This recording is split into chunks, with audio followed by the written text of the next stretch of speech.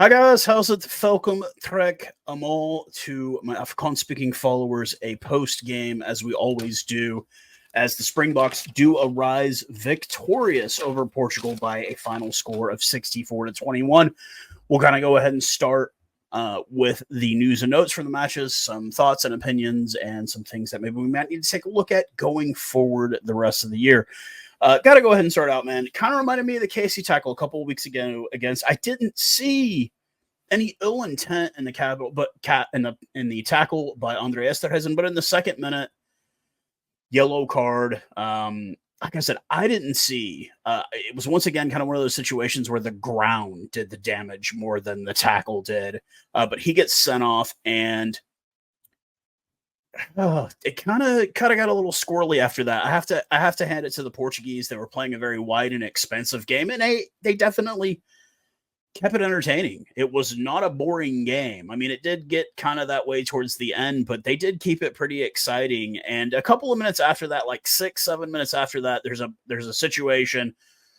There's a stoppage in play. Holly Davidson pulls some and say, "Hey, you got some discipline issues here." And we come to find out that he was a bit rough out of the back of a ruck with one guy. So a second Portuguese player comes in, a third Portuguese player comes in, a fourth Portuguese, and it literally looked like a giant fighting with kids. It was 4 Portuguese players, and he's holding them all off. It's Artist, he's like 6'9". Hats off to you, Portugal. It's 4 of you, and he's pushing all of you off. So a little bit of a laugh there, but like I said, they show some skill. They've got very good movement outside wide. I do have to hand it to them. They do have some solidly skilled players on that team. But just 10th minute, we come to find out shortly around that time that it has been upgraded to a red on Esterhuizen. So second minute of the game, he's already gone. We're down to 14 men. And Dos Santos, just some sloppy handling by the Springboks, just sloppy handling. He gets it, and it's like a nice 70-plus meter run down the field. He does get it, and Mora does convert. So it's 7-0 at the 10th minute. Like I said, shortly after that, we find out Esterhuizen has been, in fact, upgraded to a red card, unfortunately. But then, after the restart, it's a little bit of back and forth. We end up deep in their end, and Jan-Hendrik Vessels on debut does get a try off the lineout, but Libok fails to convert. We'll get into that a little bit later. 4 minutes later, Buthelezi off another line out from Murat.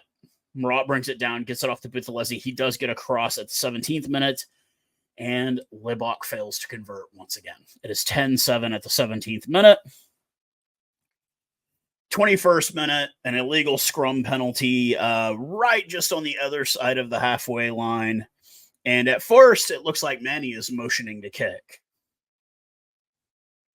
And I'm like, what? What? No. He ends up kicking into touch. And a couple of moments later, Kirtley gets it out from Fossey, and he's out to the right. And Libok finally does convert at the 23rd minute. He's 1 of 3 kicking on the day, and it is 17-7 at the 23rd minute. 3 minutes later, Ben Jason Dixon, after a run started by Libok and Mapipi, he does go across at the 26th minute. Libok misses once again. He is 1 of 4 on the day, and it is 22-7 at the 26th minute.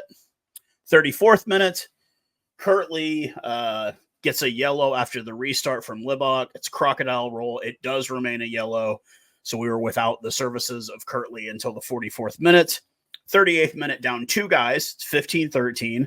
Lucanio Am is out right with support from Libok. Makes it 29-7. Libok does get the conversion, and that's what we go into halftime with. Manny Libok leaving 6 points out on the field. It could easily be 35-7. It is not. It's 29-7. 44th minute, Sasha finally comes in for Manny. We're all happy. Yeah, it's just, yeah. And then Morny Vandenberg makes his debut as well at the 44th minute. 48th minute, Makazole Mampipi, the veteran, off the scrum after a bad After a bad pass, there's a scrum from Sasha Feinberg, and he does go across at the 48th minute, making it 36-7. And Sasha is, like I said, 1 of 1 kicking on the day, 36-7 at the 48th minute. 6 minutes later, Makazole Mumpipi once again, this time once again from Sasha Feinberg, out to the left. Sasha nails it. It's 43-7. This is kind of when it just starts getting poured on at this point. But Portugal down, but not out. Dos Santos gets his second after just sloppy Bok defense. And Cabral, who is the replacement, 10 for Os Lobos. He was the leading scorer last week against Namibia with 14 points. He adds 2 off the boot. It is 43-14. Quan Horn. I want to say Quan because it's America, but Quan Horn does get a try on debut after a scrum. It's a penalty for not rolling away. We elect to scrum. We get the try off of the scrum, and Sasha once again nails it 3 of 3. It is 50-14 at the 64th minute. 68th minute, another debut. Hugo Venter gets a off a pick and go deep down in the Portuguese end. Sasha money, of course, 4 of 4. It's 57-14. But once again, Portugal still putting in that fight like I'd hoped that they do. Jose Madeira off a cross kick from the fly half. Beautiful, beautiful try. And Quan Horn does earn himself a yellow card. I wonder what would be the rugby equivalent to a Gordie Howe hat trick. Now, for those of you not knowing anything about hockey, a Gordie Howe hat trick is a goal, assist, and a fight in one game. There's got to be some equivalent to that in rugby. But Quan Horn with the yellow card. That's it for the day for him. Cabral is 2 of 2, 57-21. And we're not done yet. Just an incidental at the end of the game. Makazole Mumpipi with his third of the game out left. Sasha nails it 5 of 5, and the final score of 64-21. Now, the pundits have chosen Arhi Sneman as man of the match. That's not who I'm going to pick as man of the match. My man of the match is the entire Portuguese rugby team. They made it entertaining. I like playing against them. Like, did I think we had any chance of losing? No, but they've got some fight in them. They're not bad. They've got some skilled players on that team. Their forward pack isn't their strongest point. Their backs are very, very good. It's not a bad team. Like, they're better than Namibia, but it ain't a bad team. I was thoroughly entertained. I don't know about you guys sitting at home watching the game, but I was thoroughly entertained by the game. So my man of the match is the 23 men that dressed up for the Os Lobos. Want to talk about good sportsmanship, goodwill? There you go. Great. So a couple things I want to bring up, man. Discipline. We had horrible discipline most of this game. I take a lot of it to be rookies. It's young guys that just don't have a whole lot of time out there. I did notice that when we finally did replace all the front row, Trevor Nakane was basically the captain. He was telling these young guys, hey, this is what we need to do, yada, yada, yada, et cetera, et cetera. Next thing I want to talk, and I've already had this discussion before, and I got roasted for this. I got called the R word for this when I said it the first time. There's absolutely no need for Manny Libok to ever wear the green and gold again. If he's going to be responsible for kicking, no. There's no reason for him to play. He looked horrible today. He had a few bright spots here and there, but he looked absolutely horrible today. If he was trying to earn his good graces back into the Springbok side, he did not earn them today. I don't know where we're going to keep Sasha. I don't know where he stands in the hierarchy. But there's no other position I can see Manny playing other than 10. I'm okay with I'm okay with Sasha Feinberg right now at 10 or 15. Is he the best 15 we have? No, not by a long shot. But he's a lot more reliable. He just looks like he's more comfortable. It's not the first time we see this. There's been guys that are really good at club level. I mean, Damian McKenzie for the All Blacks. Great at club level, okay at test level. Manny Libok is great at club level. He's okay at test level. Sasha Feinberg is great. Like, he doesn't look like a guy with less than 5 caps. Like, he looks like he knows what he's doing already. He's very safe. He's very comfortable. When he goes to make kicks, you don't question it. He's good. So I'm kind of done. Manny, you just if you're gonna have to do the kicking, we don't need you to be on the field. Now, if they want to put Sasha at 15 and let him kick and let Manny run the offense, I don't even think I'm cool with that now after what I saw today. He did not play well at all whatsoever. Sasha Feinberg is the future. Sasha Feinberg is the future.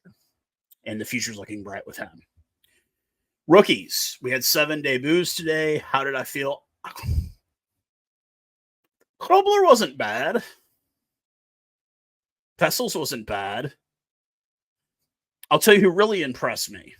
Morne Vandenberg. Very, very chippy. Very quick. In the back of the pack. After the ball. I liked Morne. I like Morne Vandenberg. And not just because of his last name. Yeah, I'm down with him. I don't know so much about Keon Horn, but Vandenberg, yes. Andre Hugo Venter, yes. But yeah, I mean, I got no disappointments. Everybody did okay. Morne really stood out. Morne Vandenberg really stood out, to me at least. I might be wrong. You can leave me comments in the comment section if maybe I need to go back and look at a certain person or something. But Morne really impressed me.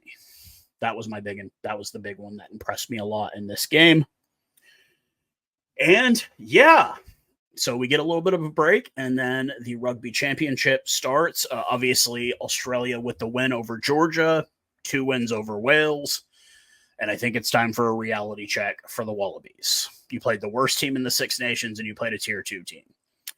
Congratulations to Wales for finally getting a win over what national? Oh, yeah, the Queensland Reds.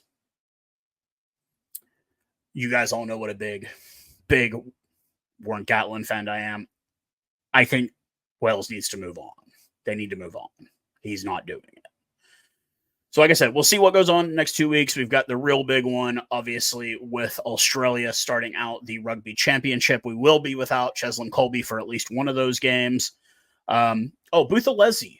Buthelezi did well as well, I felt. Obviously, you can't replace... Ben Jason Dixon is never going to be a replacement for Peter Stuff-Detoy, and Buthelezi is not a replacement for Sia Khaleesi, but they held their own. Out of these 7 debuts, guys that I want to take with me for this tour, I would take Krobler. I would probably take Ben Jason Dixon, and I will definitely take Morne Vandenberg. Because Faf didn't look too good in the game against Ireland either. So that's just me. You guys let me know what you think in the comment section. We got a little bit of a break, but you know me, I will be getting up in the middle of the night to watch the Wallabies versus Springboks, and I hope everyone has a great weekend. Enjoy it with your family, whatever you're doing. If you had a bride today, right on. I hope you enjoyed, and we'll talk again real soon, guys. Cheers.